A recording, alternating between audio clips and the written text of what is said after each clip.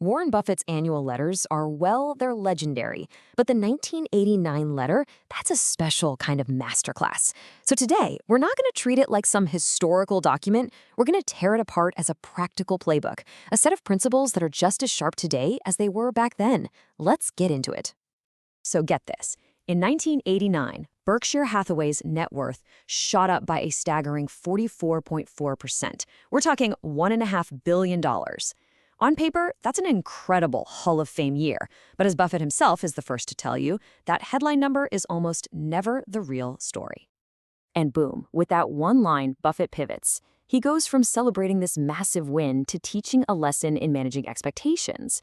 He's basically warning everyone that the special conditions that created that explosion in growth, they were unique, and more importantly, they were over. The real gold isn't in the number itself, but in the thinking behind it. And that thinking kicks off with his first huge theme.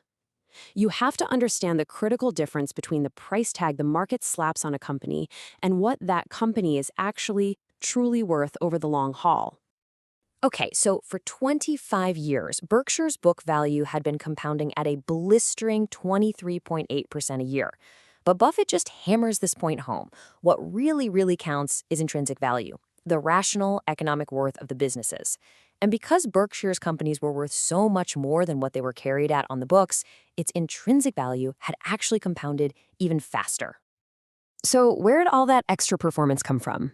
Buffett calls it a double dip. It's brilliant. First, the actual value of his companies grew. That's dip number one. Second, the market finally woke up and corrected its own mistake, repricing those amazing companies from ridiculously low valuations up to fair ones. That's dip number two. And he's crystal clear. That catch-up bonus is a one-time thing. That train has left the station. And this just perfectly illustrates why those massive growth rates can't last. He borrows this incredible analogy from Carl Sagan about bacteria that double every 15 minutes. Within 2 days, they'd literally outweigh the sun. But of course, that never happens. They run out of room. They run out of food. For Berkshire, its own massive size becomes the anchor. The law of large numbers always wins. It's undefeated. So this focus on long-term sustainable growth leads us right into one of the most powerful and honestly, one of the most counterintuitive strategies in the whole letter, the incredible mathematical advantage of just sitting on your hands. How doing nothing can build a massive hidden edge.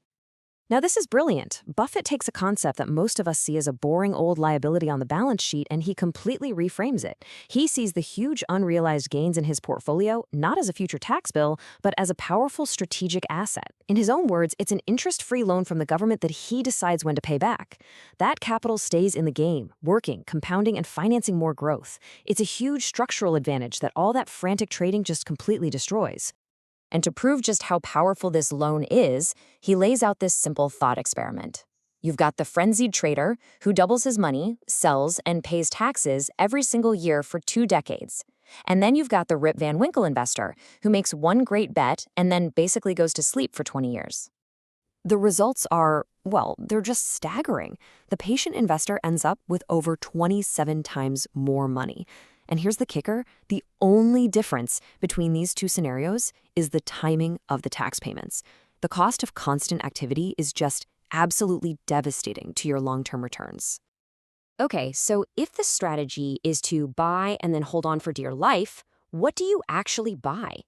This is where Buffett shifts from the high-level strategy to the real nuts and bolts of how to spot a truly exceptional business.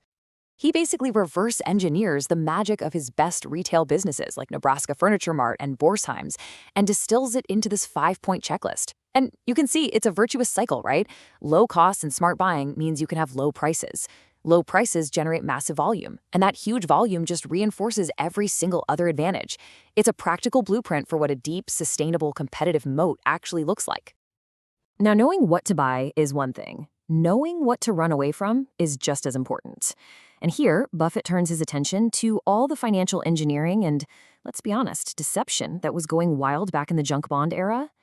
He poses this simple, almost cynical question. It's the perfect setup for him to just dismantle Wall Street's latest trick for making overpriced deals look palatable. And the answer? EBDIT, earnings before depreciation, interest, and taxes. He calls it a sawed-off yardstick. I love that. Why? Because it just conveniently pretends that very real expenses don't exist, just because you're not writing a check for them today. And Buffett just skewers this whole argument with this sharp common sense analogy. Of course, depreciation is a real expense. It's the cost of your assets wearing out and becoming obsolete. To pretend it doesn't exist, as he says, is just delusional. And he leaves us with this beautifully simple, totally actionable piece of advice. And look, this isn't just some rant about an 80s fad. It is a timeless warning against any metric that is designed to confuse you and obscure a business's real earning power. Okay, we end with what is, in my opinion, the most valuable section of the entire letter. This is where Buffett gets brutally honest about his own errors. For any serious investor, these lessons are absolute gold. He lays out this contrast between his early cigar butt strategy, finding a mediocre business that's super cheap with one last puff left in it, and his evolved philosophy. He learned the hard way that when you buy a fair company, even if it's cheap, you're basically signing up to fight with a terrible business forever. This is one of his most famous lines ever, and it just perfectly captures that lesson. With a great business, time is on your side. That compounding value is working for you every single day you own it. But with a mediocre business, time is your enemy. It's constantly eating away at whatever tiny advantage you thought you had. Next, he talks about this invisible force that makes even really smart managers do irrational things. He calls it the institutional imperative, this weird, powerful tendency for organizations to just mindlessly copy their peers and resist any change of direction, no matter how logical it is. And he lists the telltale signs, which, if you've ever worked in a big company, are probably going to sound really familiar. Work just expands to fill the budget. A bad idea from the boss suddenly gets a bunch of studies to back it up. And companies just imitate their competitors whether it makes sense or not. For an investor, this isn't just theory. It's a powerful diagnostic tool you can use to spot irrational decisions and weak leadership. And finally, Buffett confesses that his absolute worst mistakes weren't bad investments he made, but the great businesses he understood perfectly and then just failed to buy. He calls it thumb-sucking. And it leaves us with this really powerful question to think about. We all spend so much time worrying about what to sell or what to avoid, but what is the real long-term cost of failing to act and act decisively on the handful of truly great ideas we're ever going to have?